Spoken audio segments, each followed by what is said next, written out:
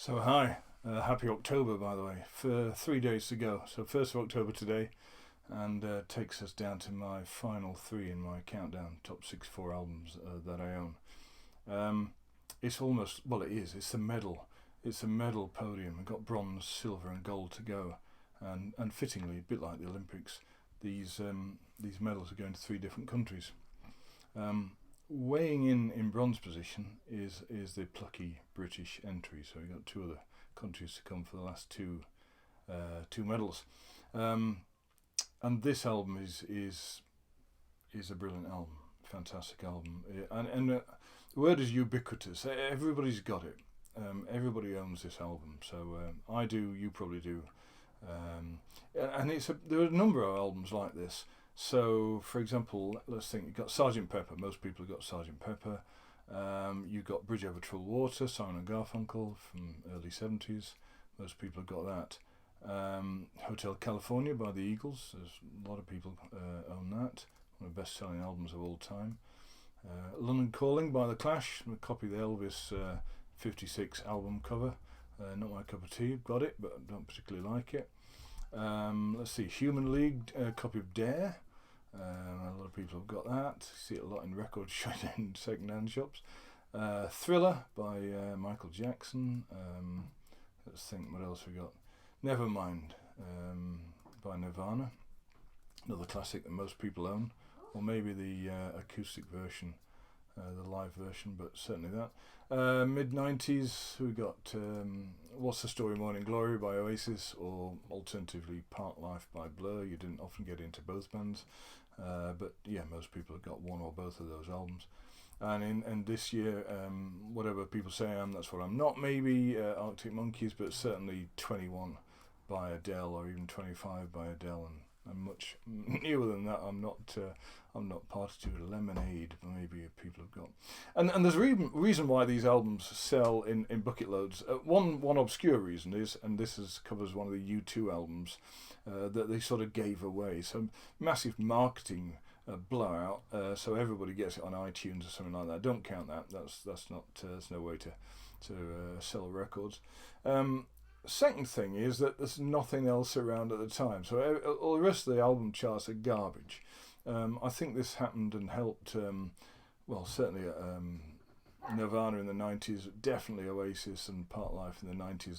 The 90s were a barren tosspot of a decade for music, as far as I'm concerned, and don't start with Pearl Jam and Green Day and stuff like that. It just wouldn't have got in most charts place in the 70s.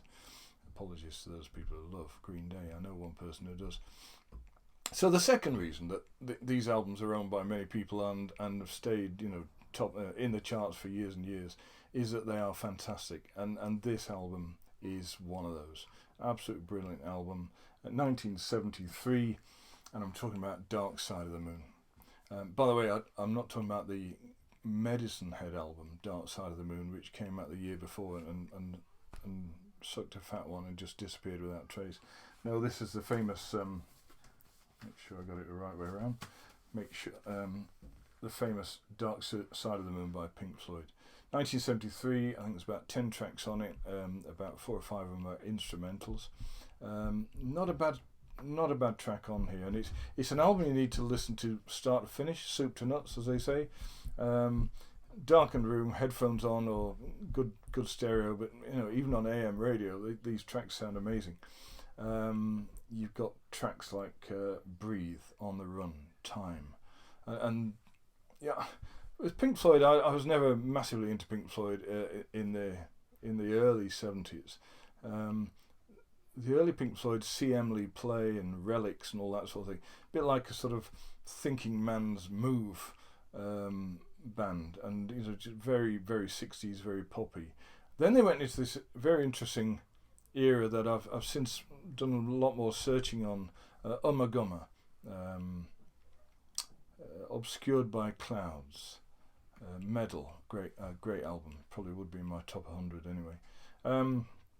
But also this, I think this was I don't know, 8th album. I mean, it's just remarkable to think how many they did before they hit the sort of pay dirt and stuff.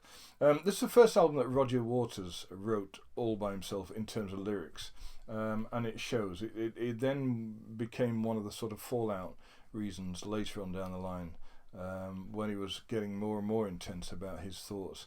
For example, in The Wall, which I think he wrote lyrically from start to finish. And then they had Wish You Were Here, which I haven't got, but a fantastic album, mostly about their original singer and lyricist, Syd Barrett. But this is the one that first Waters wrote all the words for, and you can see he's trying to link all the songs together. So if you know the album, you've got stuff about mortality, you've got stuff about dying, stuff about living, you've got songs about time, you've got songs about lunacy. He deals with economy in a song called Money, and everything is about sort of a man living, being born, living, and dying. So it sort of tells the story in total.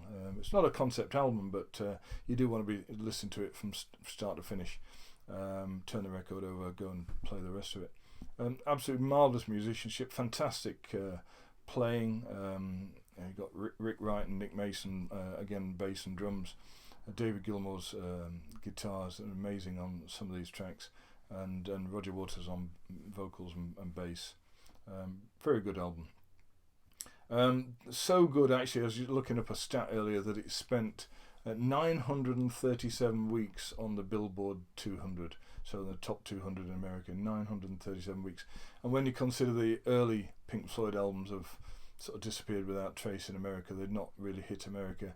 They did release Money as a single, and I guess that's what got it to people's notoriety. And FM radio was kicking off, I guess, around that time or a bit later.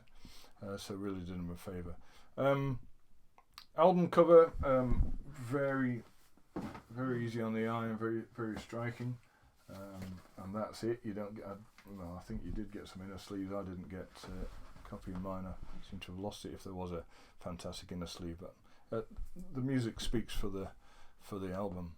What was I going to say? Oh yeah, standout track. Standout track for this is a track called Us and Them, and I think it's about the military. This is what Waters was saying. You know, we've got the public and then we've got the powers that be, especially the military. So but it stands up as a piece of music.